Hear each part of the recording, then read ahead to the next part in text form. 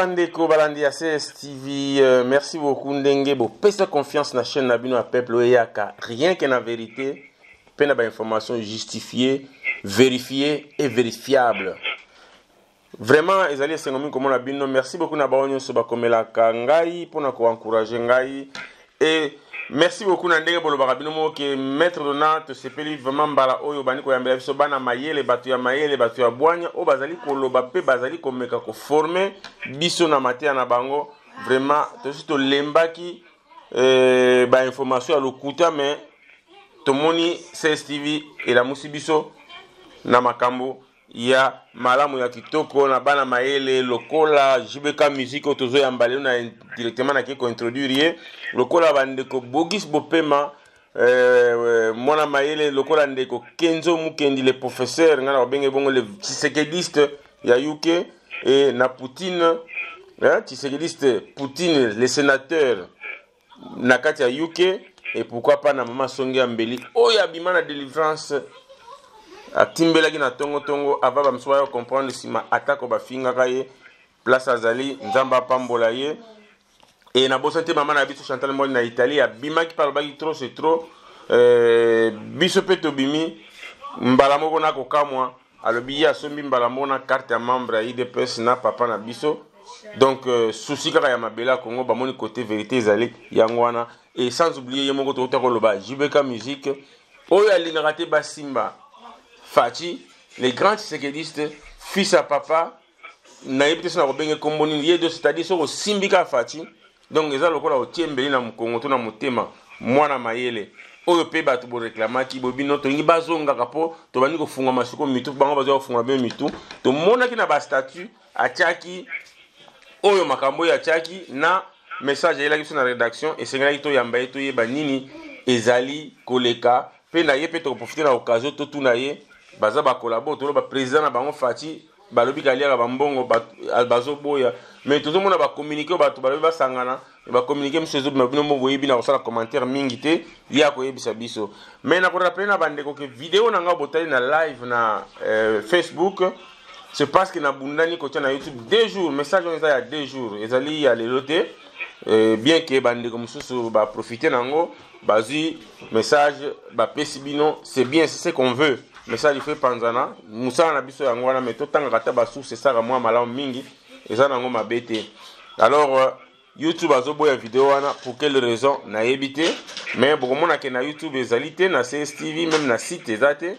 mais site okota problème ezate mais tokobunda nango babandi bitumba oyo kobanda na ba nombre de vues ba kati ba revenu ba monétisation lelo tokomo comprendre ba to make wana 2 jours yango vidéo ezo kota te so balingi to pesa sango te to ko pesa banzela ezebele to ko pesa ka sango mboka alors toki na lombango penza na ndeko JBK musique mbote ndeko JBK musique mbote mingi maître Dona na balandi et puis mbote na bandeko na biso tanga kombo mama Songa Mbeli yazala vraiment mwana mayele joli kalanga mbote na leki na biso Bogis Bopema mbote na tshisekediste na biso sénateur Poutine mbote na Kenzo Mukendi pe ba tshisekediste nyonso na monde aussi ba combattant nyonso na monde les non tshisekediste mais o baza correct et non oyo ba bundaka na émotion to na sentiment surtout o ba bundaka na ndenge na benga toujours na ba cerveau de moineau ou ezanga nanu koyeba ko réfléchir avant de passer na ba média pour le n'importe quoi ou bien ba o ba sala ba publication sans pourtant réfléchir ou aller dans la source pour na kozwa ba information. Merci maître Dona. Merci beaucoup bandeko balandi na bokebi naza ko kebisa toujours bandeko toujours ko kebisa musala na biso média ngwana histoire angola ils a monté de toutes pièces bandeko bolanda yango te botala ampleur et comme ko zwa en heure na ba mouvance o basala kala na mubutu ba komosa na ba paya o bazana mutu mboka na biso bango nde bazako monter biloko wana pona ko opposer biso peuple congolais biso na biso na kati ba opposer biso to lingani to linani ba komi ko opposer biso contre ba voisin na biso mususu oyo baza ba bantu lokola biso alo bandeko ba congolais to ke bato mi kotsa na makambo na te parce que bazali ko luka mubulo ebima élection esalama te pour que bango bafanda baséterniser bazala kaka wana banyongaka babomaka bandeko na bango na aide ya bapaya oyo baza na mboka na biso alo bakongole tozala ekenge bamessage ya ANR tala ndenge tiende balobaka batie poudre na moto donc bandeko tokeba eza message napesaki na live nanga nakopotana toujours kozongisa yango na komeka susu na YouTube soki bakokanga bakanga kaka pour ke bozala informé alors ndeko jibeka bato nyonso bamoni na kati ya na ba réseaux sociaux postaki statut mo boye na yebi te soki tokobanda na wana d'abord nanu bozaka kotenir kokende élection avant tokenda bamituna misusu parce que tokoumela mingi te na émission na biso ya lelo. Ah, voilà, phrase no maître dona na satandaki nango. O ezaki tokoumela mingi te émission. Donc moi je commence à trouver que au Komoro moi mon cas injuste avec Bisso parce que alors on a comprendre le sur de maître dona. Bandeko yo bayaka ko vilponder Bisso, président na Bisso, parti na Bisso, idéologie na Bisso ya tshisekedisme. On va kenda na ba chaîne na bango wana mona tongo midi pour batike la bango ta ba 2h 3h du temps ya koloba. Et puis baloba ba moko ba bilomo insensé qui n'ont pas de sens, qui n'ont ni impact, ni idéologie, ni conséquences positives, bien sûr, conséquences positives, ni même apport moko boye positif na batu ou na mboka. Mais batiki la bango ba 2h, 3h, 4h. Mais biso ba place on l'aime soupe ba porte ezala penende na sina epsa na benga ndeko moko yesi tino ezala za na Lyon a refusa pour na sala droit de réponse a refusa. C'est nini on go tangela biso ko moto pour so atamedia to boya ba mututé. Na ba to bele ba ebi za Lyon. Là sur bo benga sur Congo France sur nini donc j'ai même pas besoin de citer. Comment toi tu appelles tout le temps mutu mo boyo alo ba bêtise au final ba misusu so ba to ba pour ça droit de réponse tu leur refuses c'est na bon c'est comme si asengaka mutu alo ba bêtise wala mbongo. J.C. Moulamba, Azan à Grenoble, na Pessimbote et témoin, a bien intervenu. Il lui a même dit, toi tu peux refuser à Jibeka micro, au lieu de Jibeka la moutaba médio, depuis que tu donnes, va sur une ligne. Oh non, Monica, bon, ben, il y a tout na GPS, que Mouto yo benga, tout le temps va dans la Belgique, après ça, on bon pour l'homme. Donc, bref, on a pris sur moi des exemples, voilà. Et puis, Moussou a rappelé la Belgique, na bino net, inde, walimia. Na ye barate numéro na ye nga et répond na raté et son na mais il répond pas na ye barate ba so bazula ke ndenge ni na ebité. Bref, ezaka moi exemple na peso mais quand on vient vers bino oyo boya bo accepter ata ko yamba biso botiki la biso pétant tout s'expliquera. Donc likamona ya auto sulu mais la tête au tamuke la mona ko moi compliqué moi bizarre place wana il faut un mot plutôt ba no checker au maître dona toye banano ozana yo au milieu du village comme journaliste ou bien yo pose la ngambo ya ba yo ba bundisa biso gratuitement injustement. Bon, c'était juste une remarque ou un constat où on a la sali lelo pona yo mais pour na motuna na yo et puis na demandé aussi que pepe sanga na megoloba na omegoza moi court mais na megoloba o na ngolelo. Alors pour na motuna soki to une élection ou pas mais na éviter soki donc na répondre na nous pour na par exemple publication moko lobi na sali lelo na tongo non c'est j'ai juste dit que na ebisi ba tshisekediste moza ko boma tango na bino pamba ya ko expliquer batu o bana mauvaise foi makambo ezoleka net lobi ya basoki to kokende élection ou pas explication nyonso bo pesa bayoka na bino bayoka na bango bino te parce que baza batu ya mauvaise foi lelo yo même ceux qui fatia lobi ki a okende ne pe élection ngote barundi makana bango kaka yete barobete même pas maboko lelo parce tout ce qu'il fait ya bien au monde raté même bango ba publier na ba mur na bango ba publier jamais likambo fatia sali ya bien mais ceux qui ka ezana likambo na sens o ba ebiki likambo ba ofingela ngo mingi fati ndo mona ba publier ngo mingi na ba mur na bango Donc il y a un abouté au lobage même ceux qui fati atamboli na mai fleuve Zaïre ou fleuve Congo à Longo Kinshasa Tingambo Braza na makolo bazomona fati azo tambola mais barofinga na bango yekaka barondima yekaka te ya on a epsi batisere c'est batika na bango ko boma nzoto pona yango parce que leur problème est ailleurs. Voilà clé mot clé oyo bato belé batuninga mais na expliquer on pega wana problème en ailleurs na koloba ezalinde ce n'est pas parce que mayeba yo fati aza incompétent ou fati aza zo bandeng balwa non. Leur problème est que Fati est d'une tribu, de la tribu Luba. Fati est de la région Kasaï. Ozolanda bien maître donnant. Bandeko bazolando na bokebi. Donc, problème na bango yango wana. Preuve, moko kaka na tongo pona ndengo lobito za mulai mingi te.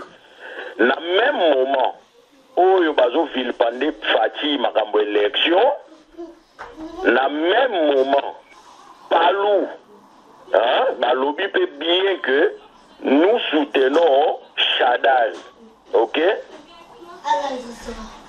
Est-ce que yo moni bango bazo kipe ya Palou kaka ya Fati or na muta lobi machine à voter ou pas aucune élection. Na muto ya sa mikateli d'avance que nous soutenons Chadar. Et lingo banine. Palou pona bango donc vie disait na pona ye machine à voter avec Chadari nous soutenons Chadari. Donc il y a aussi 3 positions mobimala en un. Et ça dans machine pour déjà FCC bango balobi machine. Na machine on peut candidat Chadari. Et puis, biso toujours soutenir les deux. Na machine à voter, na Chadari, ton PC va voir. Na lobby, machine ou pas, nous irons. Mais par contre, nous avons notre candidat qui est de l'opposition qui s'appelle Félix Antoine Tshisekedi. Donc, ton PC 1 en 3, c'est-à-dire, machine peut grosse à la tête parce que toujours bundati le lot c'est la question de compréhension et français. Surtout machine avec ou sans machine, nous continuons de combattre pour faire sauter cette machine. Et donc, il peut y avoir une élection, machine peut être parce que maintenant on développe nous irons aux élections et nous allons voter notre candidat qui est de l'opposition, Félix Antoine Tshisekedi. Alors, ce qui peut être comme une souka, maintenir la machine on a voté, ne comptez pas sur nous pour te boycotter pour que tu pèses sa batouana, donc c'est-à-dire la Kabylie, facilité, il y a l'élection le la UDPS parce que bango mis sur la UDPS. Le la UDPS pas boy machine à voter, boy élection. On a 2 options. Soit par le parti majeur et gros tic à la Libandate, malamu to boycotter, to annuler l'élection, to qu'il décide na transition. Là, to que dialogue pour to transition. Na on a si bien on compte la vidéo détail wana siko. Na zana liko par rapport à première question na yo. Tant to que dialogue, to que transition avec Kabila, donc glissement à Kabila. Voilà pourquoi biso IDPS toujours boya couper ça bango facilité wana batu bazo comprendre ya ngote les gens ne comprennent rien ba compter sur nous pour topé ça Kabila Kabili na chef na bango Kabila facilité ya ko glisser Kabila raison na bango na sima mu Congo na biso que UDPS un parti majeur le kona ba okende élection te biso pe Toboui, ça l'appelle l'élection, mais Baya, Sigoto Kende, dialogue, et puis token de transition il y a 2 ans. Et là, ils ont la plan à Bango Yangoan. On a soumis que les gens ne voient pas ça, mais Bazo Mona Kaka, Bazo Mona peut parler, n'ingazo soutenir machine à voter, na Chadari, na même moment, événement au Sami, na même moment. Mais Bazo Mona Kaka, au IDPS à lobby, nous irons avec ou sans machine à voter. Le problème est ailleurs. Problème en les deux tribus différentes. Tribu à Gizenga, logo les anango tribu o ba finga raté oyo et zande ba considérer bangonde ba congolais. Bande ko na bandundu bande ko Équateur bande ko Chaba Katanga bande ko ya ba Congo ya ba Maniema partout wana baza ba congolais. Mais tribu o ya Fachi tout le monde a yébi on mutobo ya ngote ba considérer bango comme ba congolais té. Mutobo wanga nango azate. Yomoko yebi tozokola langage wana ya accident mo salami kuna deux baluba deux congolais mo deux zaïrois mo bakufi na muluba moko oyebi yango mutako wanga nango azate lelo même so mutazo beta lisolo soke za nango ya mutekolo mususu oyo kaka a père mo bi père wana ya kwa vini kuna père ngwa daye ou bien père ngo kutu asali accident. Mais de l'autre côté, Oyoka, a oublié père on a moulubo azana quoi on a sali accident. Maître Dona na kosi. Bandeko ba yebi ango malambazo kayo. Voilà, donc c'est pour dire que et c'est le quoi des autres jouer. Ce qui les l'on a eu Maître Dona Fatia zalaki na tribu loubate. Na émission tout ce monde au monde a ba finga tout justement, il va tous derrière lui. Mais le corps a tribu on a eu par rapport à deux bilots qu'on a bétilo ah il y a pas accident il y a pas mort allez-y comprendre on a dit leur problème est ailleurs et ça quand on a pas au lobela on a dit mais les choses c'est ailleurs voilà des publications dans la tongwa lelo pour la élection autour ni ceux qui torokende ou torokende c'est simple nous avons dit la déclaration ya bakambina biso kuna na Kinshasa balobi que lelo na minito boyoki liboso to wana ba to boyi côté ba élection kaka ceux qui va maintenir machine à voter nazo expliquer si on ba ba landanga bien au moni déclaration wana o ba publier du jour wana sur ezanga signature ya secrétaire général na biso UDPS mais to ya le secrétaire général Jean-Marc Kabound mais et comme nezalaki sur tali bien na pokwa nango moi j'ai fait un démenti n'a part il y a secrétaire général Abisso adjoint Augustin Kabouya que je salue et je loue beaucoup le travail qu'il est en train de faire réplique coup sur coup dans l'année matinée politique né à Lelo a recadré Francis Kalombo que je n'ai la payer n'a pas peine à point naïe recadrage mo kitoko merci beaucoup notre CGA CGA Nabiso Augustin Kabouya Motepe na secrétaire général Nabiso général Jean-Marc Kabound na Moussala Bozo Sala vigilance pena vigilance Azmit donc mokolo wana kaka leo moi j'ai fait démenti il y a likambongo par rapport à entretien na zwaki na CGA Nabiso Augustin Kabouya. Parce que là, on a monné bandi polémique. Je l'ai appelé. La Benguié, CGA, qu'est-ce qui se passe, Bouenaboué? Il a expliqué, non, Jibeka, j'ai signé. Moi, j'ai signé ces papiers-là. Si vous avez Kamati, le but de signer qui par notre secrétaire général adjoint Augustin Kabouya, Bombi. Secrétaire général Abisso Jean-Marc Kabound va publier justement pour initier Abisso va finir ça UDPS n'engue salami peu bon dans les réseaux sociaux. C'est là d'abord ça a été mettre des données importantes. Par exemple lundi matinée politique à Lelo et à UDPS il y a lobby hier samedi. Bakene Rotala, Bakene Tina Souka, par mon parlementaire debout par le bavant na Souka, CGA Nabiso, Augustin Kabouya a parlé à lobby yango à la kisina Oria Signaki, Wana, Ozola n'a maître donna, à la kisi Oria Signaki.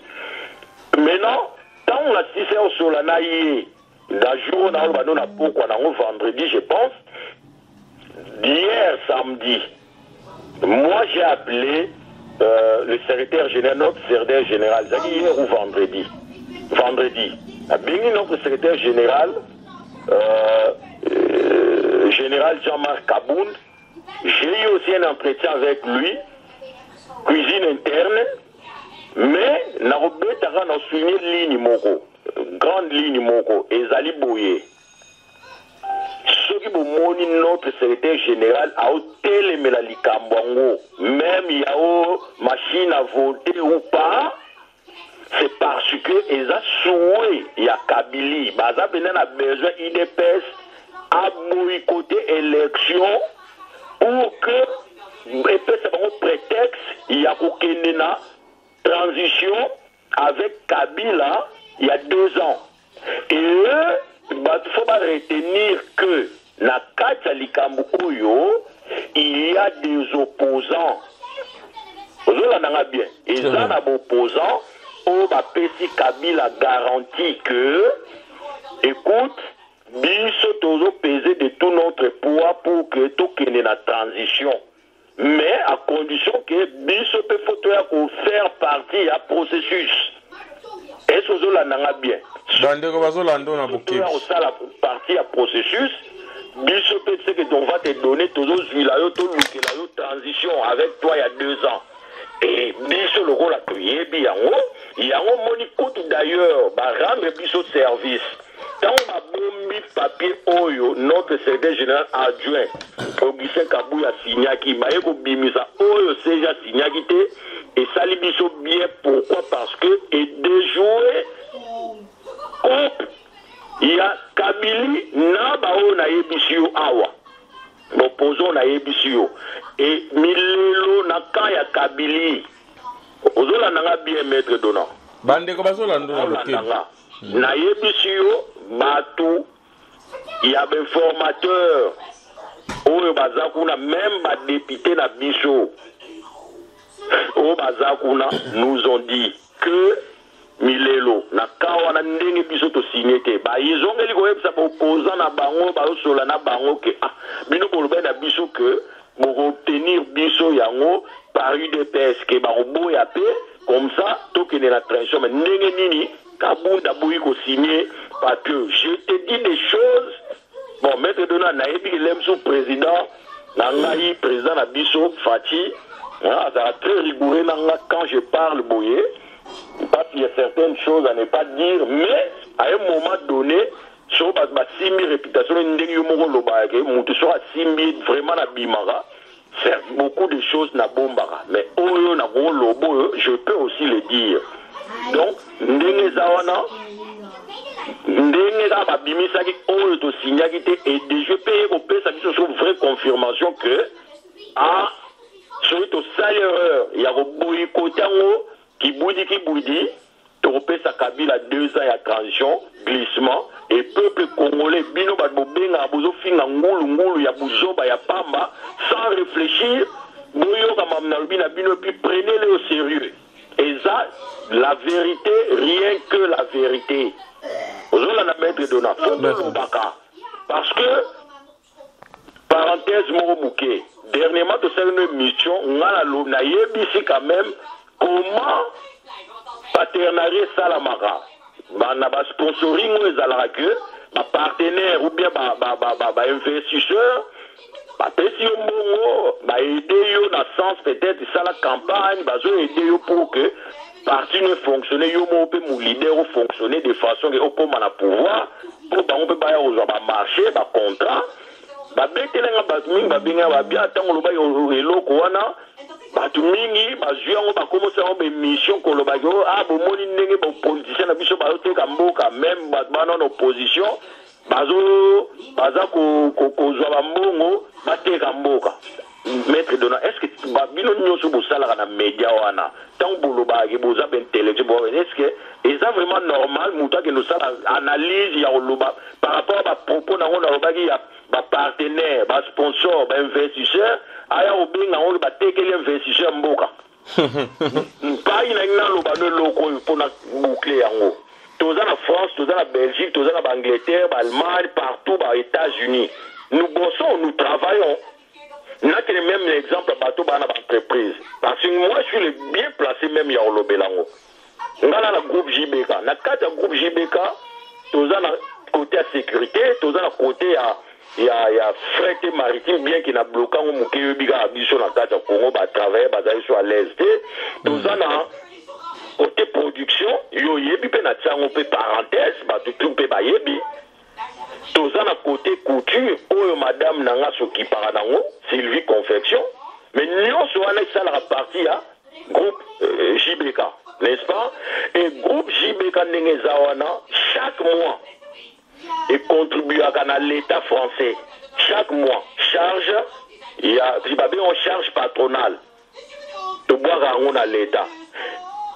Travailleurs à la charge salariale il n'y a pas boire à l'État.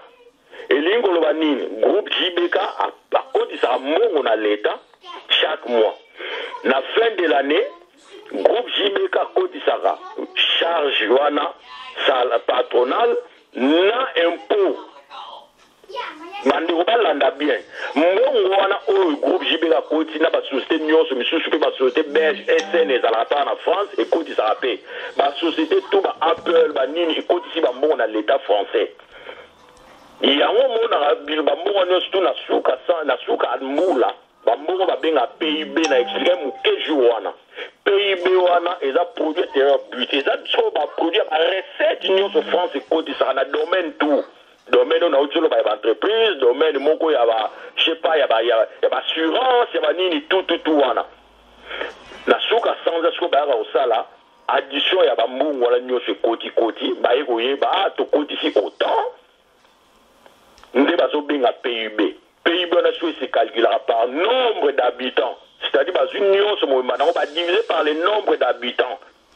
Bon, pour ça, on a continué à détailler, on a évolué à plus autant, mais au moins, c'est l'argent et c'est les recettes qui a France l'année. Nous, on est contre le gouvernement et ça, on sur la répartition. Ndamwe kende sala bisa la biso infrastructure, oye kende boy sala biso santé, oye kende na côté éducation, oye kende boy. Mais si on nyo so ndenge sala bi ndenge biso pe étranger to sala ba société na mboko yo et to koti si na carte économie France, et nyo ba que France a teke la biso mboka. Non. Mais comment les gens peuvent aller faire des analyses? Il y a Bouzo, il y a Boniama. Bref, Toleki, on a expliqué déjà le pourquoi. Ma déclaration, il y a CG Nabiso avec ou ça m'a dit c'est parce que Tolingo paie sa Kabila prétexte, il y a tout qui est na étranger à 2 ans. Un jour de plus à Kabila, à Louga, on a ndé na Moussous. S'il faut attricher l'élection pour que Biso to confine comment na lumbe, ça va.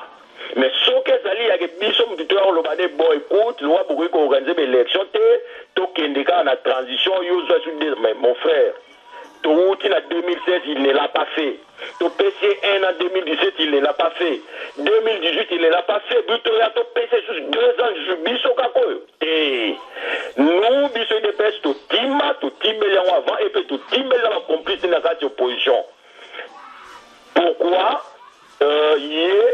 à Koki qu'on joue facilement car bon biso to PC voilà tout comme le timbel ba to telmel ba to ko kende élection to kenango pe avec force pour aluka nene nini ya o glisser sans bénédiction na biso. Merci maître Donald.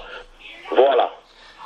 Merci beaucoup Ndeko JBK, je pense Bandeko Balandi on a bokebi, merci beaucoup. Moi lomba on a meka koye bisayo na remarque osalinga kenatiki la rabino tante et bato mususu bakenda na article ba monta. Moi je pense que maître Donald ayaka walingaka mutu tout temps asisi émission azala ya osepela ezala moyoki ezala molobi et tokomeka pe ko abusaka na temps ya bato balandaka biso te soki côté kuna balingaka batala bango baumela c'est parce que babi ke kuna ba sa théâtre na bango congolais pe na poto asa lembi alembi craquer ba facture alors bande comme suba comment kotala bango et non pas un message à Congo ba comment kotala bango nde batala ba Karine Mokonzi baleki na biso na basi baleki na biso lokola ba Manuela Kitoko ba mama soki bangeni ba maminge misoyi ba nani o basaka ba bilo na bango ba soki tokobenga ba télé réalité so ba théâtre ba buzo ba na nyonso yango congolais comment kota la distraction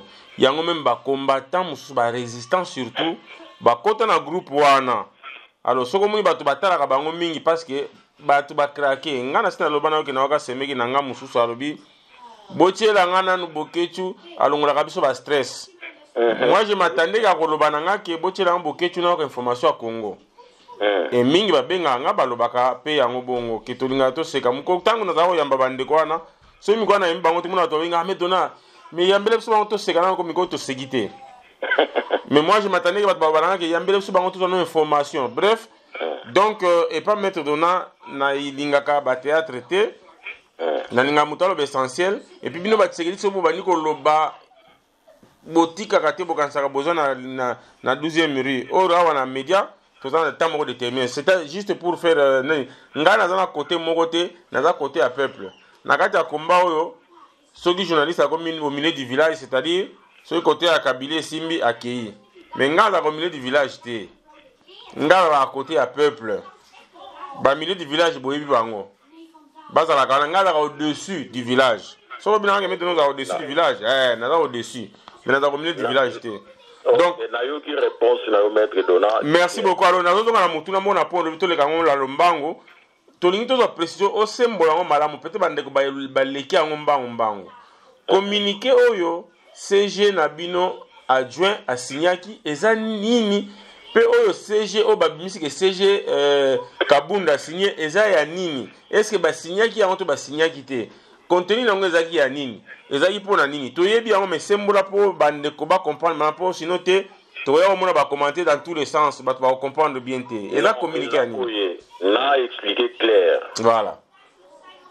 Ok, pour parler, c'était pour la marche il y a le 26 Oyo, marche en haut et pour faire annuler, enlever ou supprimer ou enlever la machine il y a volé wana. Bana basengiango. Opposant. OK. Voilà. Maintenant nakati wana ndenge salami et salami de papier mobimba. C'est là où Tozolo ok, ils ont essayé de nous tendre un piège. Na deux papiers en haut, CG a ébissi bango boye. CG a ébissi bango que oui, nous voulons bien participer à la marche, mais quand même, il faut tous à la claire na ba makamoussous.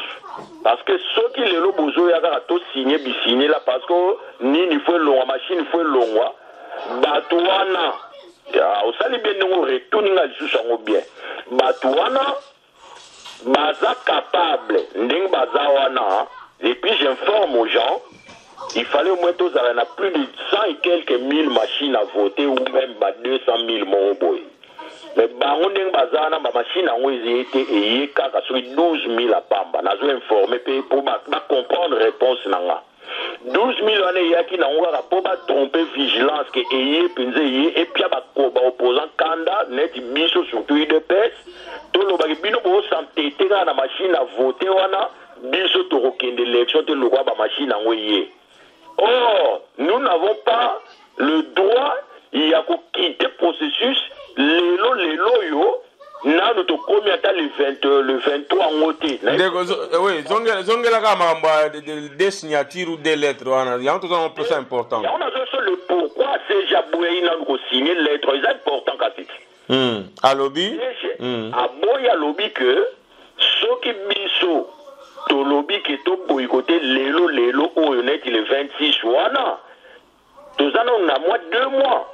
Bango va profiter parce que ba pesa qui na niqué aller parole que le 23 ba niqué aller na ba trompe ba de la bango le 23 mais biso tous à l'occasion ya repesi sa bango raison ba niqué aller na trompe na communauté internationale que ces faute la biso te le 23 mais bango mo déjà passé le 26 octobre ba boy élection.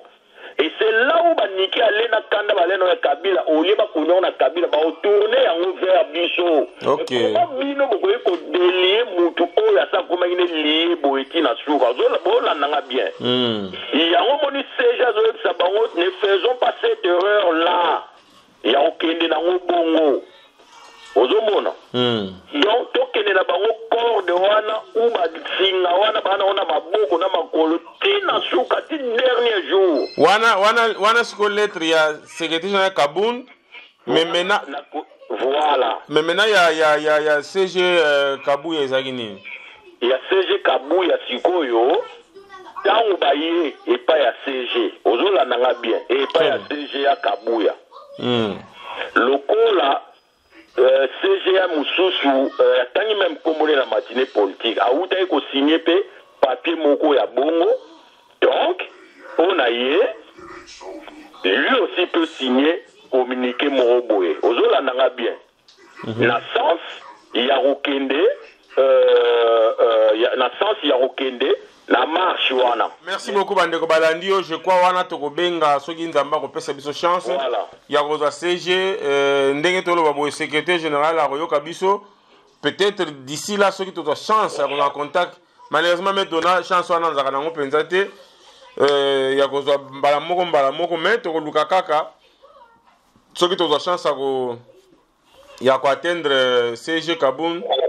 Parce que ngai na koma babwaka nga côté IDPS bwaka nga côté ya ba oyo wana na ebiti na komi côté nini mais au-dessus du village nazo contrôler bino tout na ba collabo na ba nani na nga na contrôler bino tout ezala clair na batu makambu ya o azala droit de signature ou pas wana eza cuisine interne bango bakambi kuna na kini mutu bakoki koyeba nini eza na kati tokoluka bango mais est plus important pour le peuple congolais ezali que CG a besoin de signer pour la piège ya et la bisoté pour Kabila profiter na transition il y a 2 ans na d'autres opposants au bazo pesaye yango comme garantie pour que Bango va faire partie aussi de la processus électoral. Je suis clair là-dessus. D'accord, merci beaucoup JBK Musique. Je pense Bandeko Balandio na bo kebi penza et loko balukaka yango bazo éclaircissement. Je pense que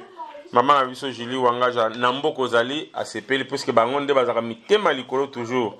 Maman muninga malamu je crois oyoki ozali ko banga wana muninga maître dona yemoko.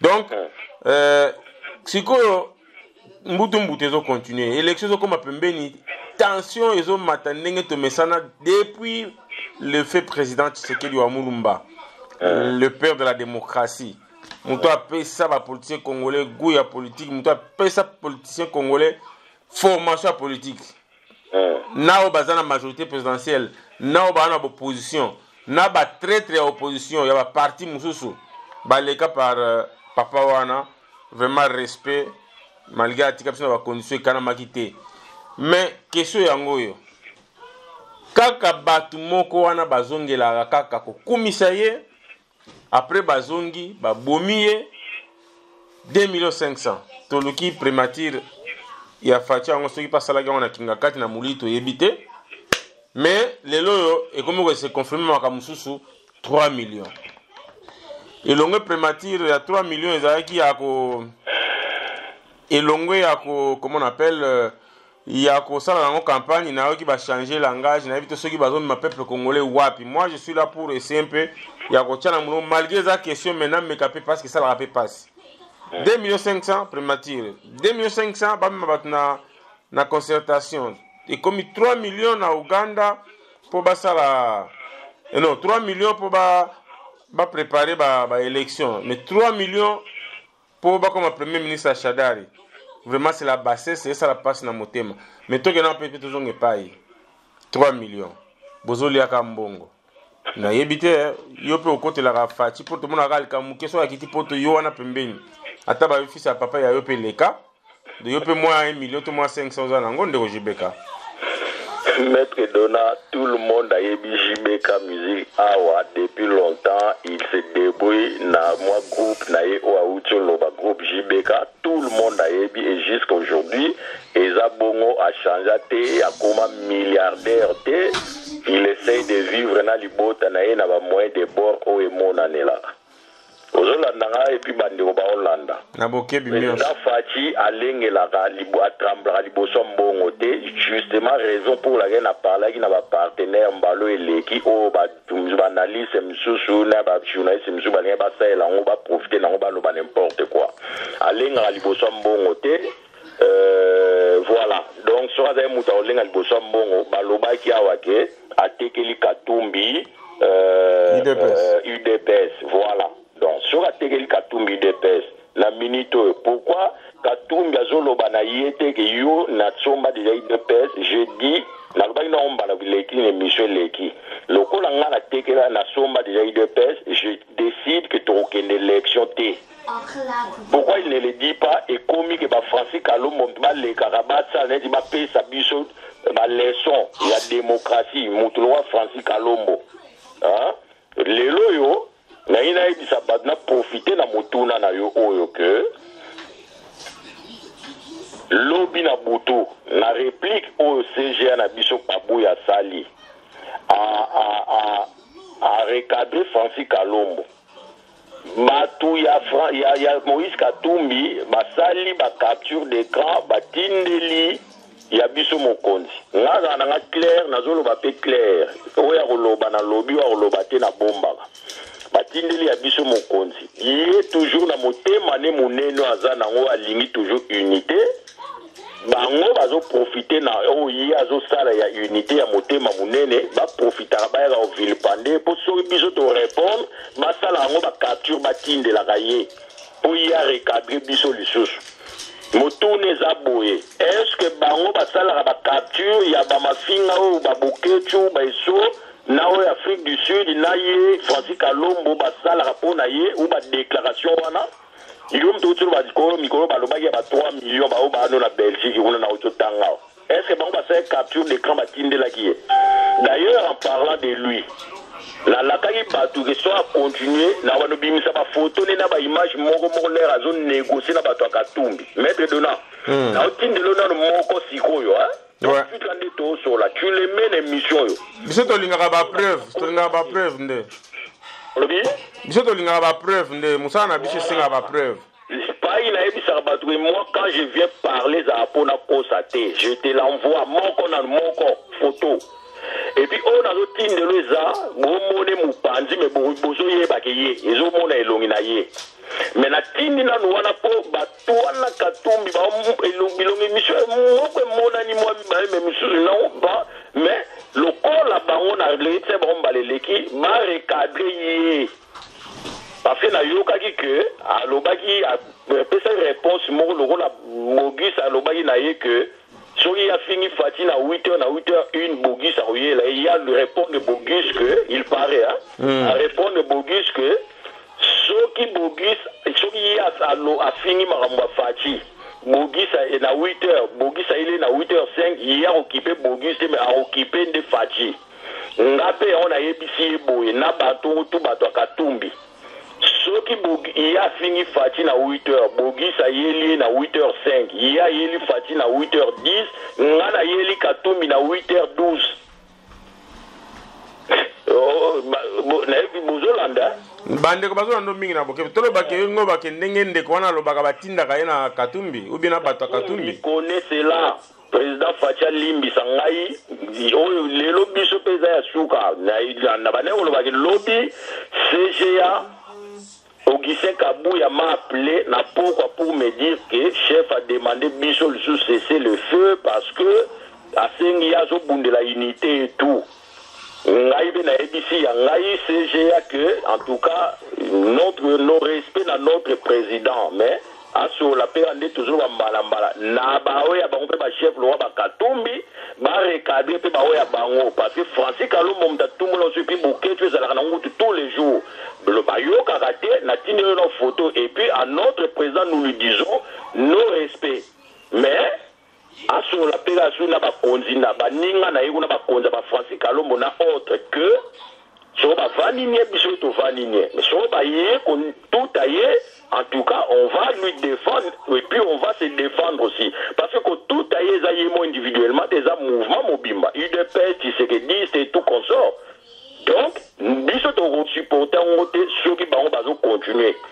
Boke feza bango na tindeli yo photo bao ba yebi bilongo ezana na kati ata mwa moko na nezomona bao yebi sabino na bakombo bato bazana photo wana et puis za wana kaka ti Maître Dona na yeso na tini na wana po moi masqué muke po bango ba comprendre que na loba pa maté nous avons les images bao mona pemba la msusu ya ba journal okaka ya ba journée misusu na ba vidéo pene ya vidéo bazo tala soka continuer kaka.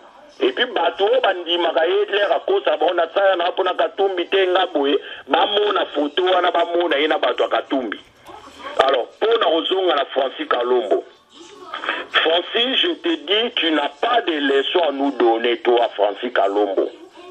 Quand je vis, imagine, na beni mutu na emo bazara na iki aussi mutu na ngai Anissé Mwamba, je cite les noms. Na ebisi mutu no, le roi Zoyo Kate, moi je réplique. Francis Kalombo, na 2011, Abina Vimba ou Obina Vimba ya Vena Biso Jossard, na élection na Bino Boutrichaki ou Ano Volaki. Na même 2011, tu as traité de tous les noms d'oiseaux notre président Etienne Tshisekedi. Soi-disant, il est plus démocrate que Etienne Tshisekedi, Francis Kalombo. Soit plus démocrate que Etienne Tshisekedi. Mais laissez-nous aller aux élections avec lui, à appliquer la règle démocratique. N'est-ce pas, Maître Donat? Bien sûr. Parce que hier, nous avons été la plus plus démocrate que Etienne Tshisekedi, ma vidéo est allée. Francis Kalombo Moutaza,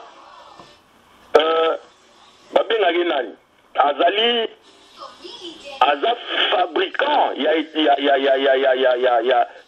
a Kabila, il y a Joseph Kabila. Abosa na ngote. Sans citer au Balobara, ayem ta créa Kounou Nanakini, yem ta Kanisa Dio Mindongala, yem Mutuboe na boe. Mais le fabricant de Joseph Kabila, Kalombo fait partie, en fait partie. Andegoma landa bien.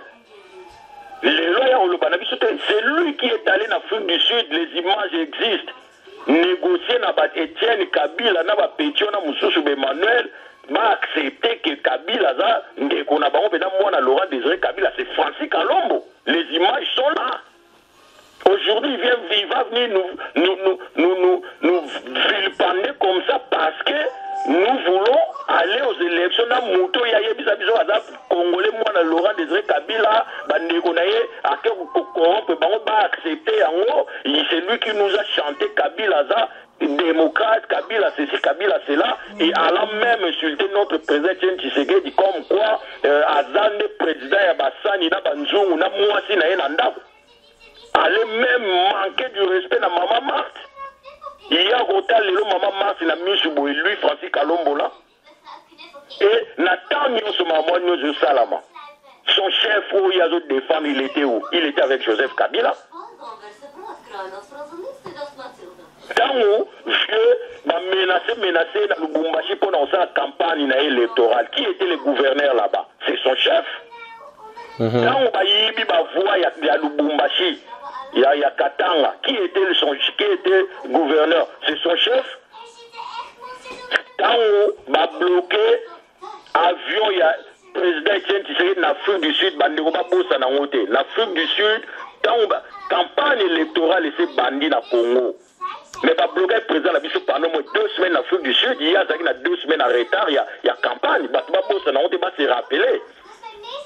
Mais Bissot Toloba qui est quand on y attendait ma collègue à Congo, à retourner Congo et puis à gagner l'élection. Tu vas bosser à Naïlo Kouanate, secrétaire général à l'époque, maître Jacques Chabad est allé récupérer autorisation. Il y a avion qui est décollé qui est en Njil, n'a pas force, tu tout va bien haut. Des images ali. Amenaça ba toi DGM wana sur DGM qui va opérer sa autorisation wana nana est bien ôté. Et qui était collaborateur à Kabila à l'époque? N'est-ce pas son chef? Et je vais citer le nom chef naé Moïse Katumbi. Le corps là lobby bien. Le rôle à Boketia lobby soki bogi ça yeli on va nous la fati et moi je viens aussi pour na Moïse Katumbi. Ngabe na occupé Boketia tu nga Moïse.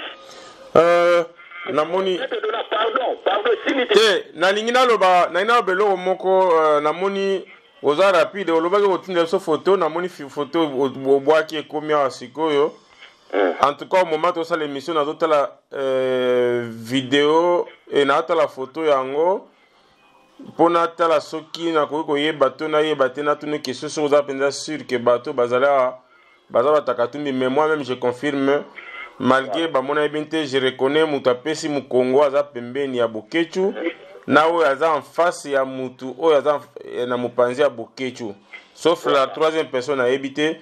N'a cité Banote, mais ce sont des gens que je connais très bien. Baza, vraiment proche à Katumbi. Merci beaucoup. Il y a un juriste, il y a même un juriste dans Batumbi, na Tangwa, non? Voilà. Chayango, poto laksa bango ke biso toi ba prêtre mo ya osakana te maître donnant. Tant na bana ba bana kala ke onana et puis facilité. So ba te tembe ba mona ngona ya ba image ba zo bouger ba o solo la. Chayango peuple congolais tala ya ruanga na ngo lisusu. Et on a zone à bisoga yera na yeli Moïse. La rosenga bolimbi si pas présent na ngai après to bongisa. Vous comprendre? Il n'a pas négoloba, tant que bloqué qui avion et président Tshisekedi na Lubumba na Afrique du Sud pour ça la élection té. Ça la campagne té. Qui était le collaborateur de son chef Katumbi? Qui de ce chef aussi à l'époque de Kabila. Ce n'est pas son chef actuel Katumbi. Quand on va sa rival Bakeko Kanga, ma bulletin. Là, ma bulletin, on a ma salagi pré-rempli, on a déjà en Afrique du Sud. Son chef Katumbi n'était pas avec Kabila. Quand on va séquestrer président Tshisekedi na dernier jour, il y a campagne, na Kinshasa, un aéroport, ma boye d'abord à Kitana, na Kinshasa, vous vous souvenez? Cherchant même à les tuer, les colons et avions, il y a vu Etienne, na maman Marthe, na la Bossagnon. Mais par contre, on fait les colons qu'on a vu, na colère au pays, on encore piqué de crise. D'accord, alors Ndeko Jibeka, merci beaucoup. Je crois que Ndeko Balani na Bokebi.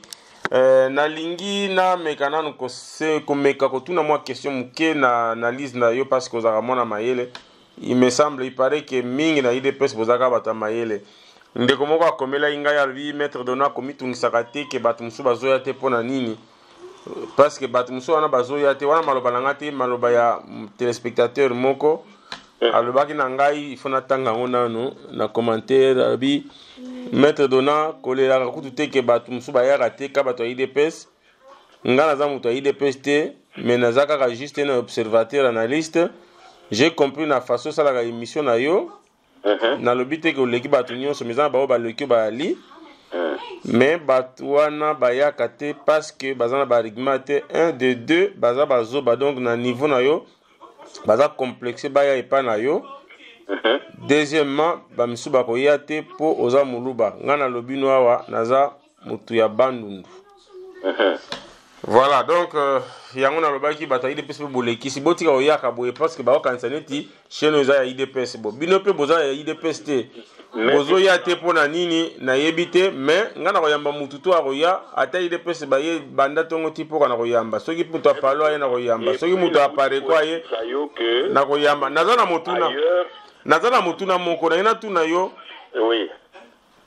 Bino bozolo baki soki ndeko bokecho aleki boko répondre Katumbi mais bango moko basu balobi ke baza batu ya Katumbi te baza batu ya Ngwanda te baza batu ya Mbemba te yo mtozo leki satan na ndeko zoloba parce que na uti otindelo ba photo za na wana yo moko moni otela pe batu yo moko confirmer oyebi mi bale wana baza ba proche ya Katumbi yo kanisi pour que Katumbi pesa bokecho moko ya ofinga fati yemo mutu fa kuta na Katumbi non il va passer par batu et puis batu va passer pe Salomon Escadé la mbala moko te po ba yemi ngai lelo so présent fati ngo corrompre mutu o eza kutu pe na ba valeur na yete ba valeur na biso te ba valeur morale yo ana te ya biso aro corrompre te mais na exemple. Tu penses qu'à repérer ça ngaïne n'a que nous corrompre mutu nga tout le monde so mutu moni nga oyeba ah ya solo isa présent Fatim Tatini n'est-ce pas donc nous luka peut-être bato ba yeba ni mingi na public ke ba poche na ye voilà donc bango pe kuna pare mais biso toza na kata monde ngo toyebi bato wana ke bato akatu yo moko confirmer tango o publier ngo ebele pe ba mona ba yebi bango ba mona ngo ba yeba ba confirmer bande ko misusu donc batika ruwanga na ngo batika ruwanga na yango na preuve yango wana ozo comprendre ndé na zo sa public balanda su mutu wana de ba mona ke makamukutu ya fali concert a fali awa oyo ba mona ki azo négocier et bima même na vidéo boy biso to appelle la vidéo je vous dis ezali mais to okena ko malem concert wana bima na ba vidéo boy ndenge bazo négocier na ba producteur wana mais moi tende ba wanga na okaka et puis peuple congolais on be mo ba kotela na bango peka bango kaka parce que na uto il combat une tribu moroboye ndenge na uto pesa exemple ya gizenga bazo soutenir Shadari na machine à voter muta olobela ngote ata rien il y a Fati loko la tribu Lumba tala ndenge zo sala je viens de le dire c'est pareil na oyo donc pour la sili ça on a na loba ba bloquer président Tshisekedi likolo la dernier jour il y a candidat il y a campagne en 2011 c'était le 26 novembre je pense hein ba bloquer président Tshisekedi likolo alors on fait la crise na kando azali na on vit âge ne peut pousser na qui mais la maman et puis azana maman likolo nani ba chef bazaki ba collaborateur ya Joseph Kabila c'est son chef. Est-ce que vous avez maman mawa que azana maman na biso na kati to sala boete ba yo kele mo be vieux ma bien que adversaire politique ma dit papa na biso sa koli pe to sala boete nous sommes là banga que soit quitter na foule na banoze na aéroport mobulu vous préférez kaka pona pouvoir a moboye ezo bank c'est bino bobo ma papa mukolo ndengona likolo azoluka pe bonheur à peuple ngo na mama pour kaka bozo banga ke population legi makasi kuna na aéroport et vous voulez le sacrifier comme ça pour faire likolo hein ababenga la braza boy basa ba boy est-ce que ça non banani ba collaborateur à chef ya Kabila à l'époque c'est son chef donc Francis Kalombo on a tellement des arguments ya barrer ya bomaye na chef na ye alors je respecte na mokonzi na biso maboko pembe po biso toza na belema ya roboma chef na mais bango ba na belema te quand il vient dire que soki bomoni mutu oyo aboyaki machine à voter siko ya komo ndima on sait que abaza sûrement na arrangement omoni que ça na ba supposition non n'est-ce pas boyo mais biso eza ba supposition na oloba eza supposition qui ne le sait pas qui n'a pas vu ça que babuya ya tita na aéroport Anjili que attends kiti na makati ba bloquer ba secrétaire de 14 sur 9h ti buto ba ngomo ba kiti pe na makati na yeboyi na bosani que ba menaça même président Fatile la Guinée Lubumbashi na bosani que même na moya lelo ba boyi même ba opposant ba sala meeting wana Lubumbashi kaka lobby biao c'est Kabila yi français bimisile quand même ya titi. Mon chef naïe, Moïse, a l'obagi na biso que Kabila était un bon président jusqu'en 2016. Au moins, il n'y a pas une biso, tu as une évidence, au ezali, bango bazwa na ba supposition. Or, biso calcul na biso, tolobi to aucune élection, pour to coincer Kabila, tina souka, to pese faveur, facilité, il y a à glisser, biso, wana.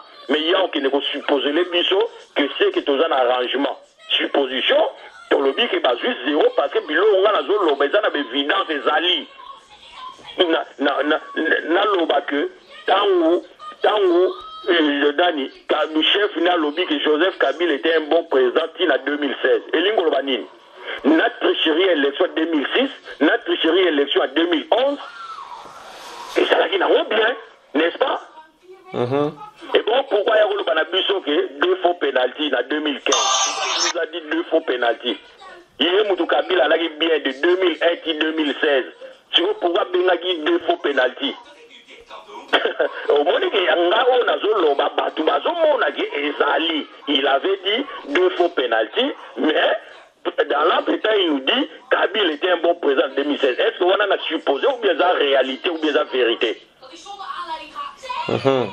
alors si vous Francis vraiment va dire quoi na Fati par rapport à son chef ou à son commissaire Lelo Joe Mindonga la zana boloko kuna baya yebi ba montage ba sala tipo ba kange kuna yeku ta avocat ya parti adverse il va nous dire quoi Coutinho archibishop Coutinho Kangama ba sala ba montage lui la PPRD yé Francis Kalombo je crois bien lipasa nanga azana bolo on a kanga posa ripon Etienne Tshisekedi sur Tshisekedi dans la collabona bango ma juif français je crois que je salue mon frère on est ensemble la petite même Nadine Moulumba Mbote petite sœur Moto Mbote Sigo Zali on est ensemble hein pour Tshisekedi collabore mais lokola Francis Calmon Jekoko Mulumba sala pompo na yeba ke obome na boloko bientôt il est ndeko na biso bima ba makila una bani ba kangika motema alors ndeko Jibeka otikali juste na 2 minutes soza na moi suka o clôturer ça c'est juste pour dire que akangambanga na ye hein donc azana leçon opesa bato awate bango mutu basala balendisa Kabila ana na pouvoir et biso siko tozo souffrir comment kolongola ye bango ba Francis Kalombo. Il peut pas venir nous dire so même tolobi que nzela élection même avec machine à voter to tenter au moins yango peut-être glissement facile aux alatés et lui n'a pas à venir nous dire non et c'est que bazana FC c'est surtout les FC c'est pourquoi to beta Chibala. Chibala là-bas tout net to ba doit avoir un bon appel ça biso non. N'importe quoi. Ok, merci beaucoup JBK Musique. Tozui 1h bandeko bolimbisi masolo Congo ezabongo chapitre ba verset ebele. Moya aussi ça mukolo moko ezate na lobaki tokolobaka tokobanda kolobati. Mukolo Congo za libéré pe tokolobaka même après libération parce que onyo so za bokonzi. Esengeli to fungola toujours ba chapitre pour kolakisa ke keba. Awa ezalaki boye tokomi na boye. Merci beaucoup ndeko Jibeka. Ezali plaisir mingi koyoka yo voilà totikali wana toujours na chaîne na bino ya peuple congolais CSTV na kati ya émission na bino évangile selon moto na moto koyamba peuple congolais nyonso oza na posa kopesa message. Nazali wana pona congolais maître dona abundaka pona congolais et pona Congo na ye. Yango wana nazobeta sous CT na likambo ya bangolais bandeko tokota na je wana te. Ezali musala aner na bato yo bazali kotondela biso ba infiltrer biso tina mole pinière pour ba un jour comme occupation. Alors c'est le moment to éviter ba piège bazako tiela biso pona ko poser biso na bande na biso ba bantu lokola biso moko na bakaboli biso siko ba kabola biso na libanda pour que bango batikala ko renyer libela libanda ba ina biso. Alors pour ba yibike angolande peut-être position malamu toko se sauver pas na ye toko kimele pas na ye tika ba yinisa biso na bangolais pour que bango tango ba banda ko boma biso nde ba mesana ko boma cette fois-ci tango ba oleka na étape na bango ba kanisa o nzamba ko permettre te to kimela place moko te ba bomela biso kana kati ya Congo basilisa biso mais eza pasi po nzambe alobina lo basuka te. Encore une fois merci beaucoup de Roger Beka batu nyonso balandi yo bayoki message na yo. Merci maître Donald. Pour finir, so basali ba capture batinde la biso chef, basala rapé ya ba Francis Kalombo na ba Boketu na o Afrique du Sud batinde la rapé ya biso chef. De ça la raté o biso to répliquer de batinde la raé. Voilà. Pour so na lobi ke batinde la ya bango pe Katumbi et ça la répond yebi na yango. Il laissait là nous pas recadrer bon public té. Donc batinde la chef na biso monake to répliquera parce que bango ba yaki pe ko taquer na parti na tisekedisme. Voilà. Merci beaucoup. Je crois bandeko balandi biso photo oyo to lekisi awa sikoyo oyo to atindeli biso sikoyo na yebisi bino na mutu ya domaine eza na montage ata moko te ba spécialiste ba komona yango ba comprendre que montage ezali te place moko. So ba binga montage ko banga te batu ba banaka te eza ebele comme ça batala soki tout temps na biso ne zaka pona osala ba montage wana il y a sina lobango banaka la on a des photos na atika loazo ka te na bandi. Merci beaucoup. Yango bino na IDPS na ndimaka bino mwa mana parce que bolobaka na ebite so to robaniti ba misu ba épreuve ou bien ba preuve boyaka na ngo bolakisaka même monsieur suka kana munoko biso tolinga bompo media tolinga na ba preuve à l'appui nde pesa biso makasi ya ko loba penza na musalo ya biso pas pour na mutu mais uniquement pour l'intérêt du peuple congolais. On le fait pour l'intérêt du peuple congolais. Tout ça pour l'intérêt mutu te ngaso na sala yango ngaso na zo ya baba bazoya parce que bazoya ce qui est pas pour répondre à la question, je m'en fous, je continue mon travail et peuple n'engage à l'informer, peuple n'engage à l'instruire, peuple n'engage en espoir qu'il y a quand même quelque part à Tabazo Bongo, mais il y a quelque part à Tobalo Belabango. Et ça y plaisir, comme on a bino, Kolanda, émission yo, n'eto kutani mbalasima, peut-être n'a invité Moussous Nanzela Singa, pourquoi pas, n'inviter Moussous na chaîne Nabino, CSTV, RDC, na Décodeur c'est Pelatif Canal 130. Encore une fois, merci beaucoup Nabino Nyonso, la confiance pour Pessabiso. Qu'est-ce qui me reste à vous dire, c'est pas au revoir et à la prochaine. Merci, au revoir.